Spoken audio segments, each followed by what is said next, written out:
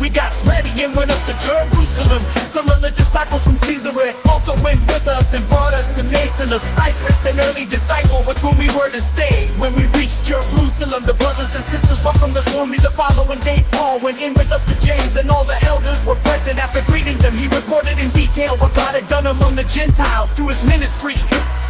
When they heard it, they glorified God and said, "You see, brother, how many thousands of Jews there are who have believed, and they are all zealous for the law. But they have been informed about you, that you are teaching all the Jews who are among the Gentiles to abandon Moses, telling them not to circumcise their children or to live according to our customs. So what is to be done? They will certainly hear that you've come.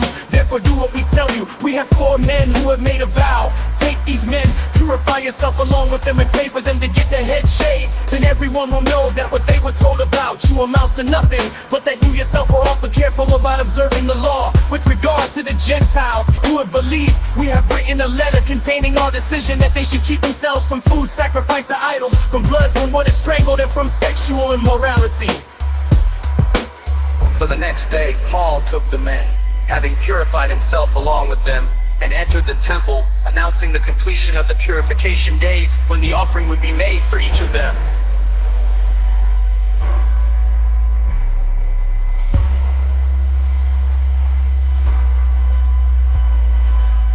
When the 7 days were nearly over, some Jews from the province of Asia saw him in the temple, stirred up the whole crowd, and seized him, shouting, "Fellow Israelites, help! This is the man who teaches everyone everywhere against our people, our law, and this place. Once more, he also brought Greeks into the temple and has defiled this holy place." For they had previously seen Trophimus the Ephesian in the city with him, and they supposed that Paul had brought him into the temple.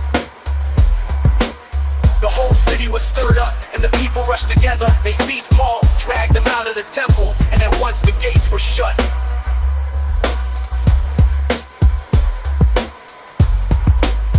As they were trying to kill him, word went up to the commander of the regiment that all Jerusalem was in chaos, taking along soldiers and centurions. He immediately ran down to them, seeing the commander and the soldiers. They stopped beating Paul. Then the commander approached, took him into custody, and ordered him to be bound with 2 chains. He asked who he was and what he had done. Some in the crowd were shouting one thing and some another, since he was not able to get reliable information. Because of the uproar, he ordered him to be taken into the barracks. When Paul got to the steps, he had to be carried by the soldiers because of the violence of the crowd, for the mass of people followed, yelling, "Get rid of him!"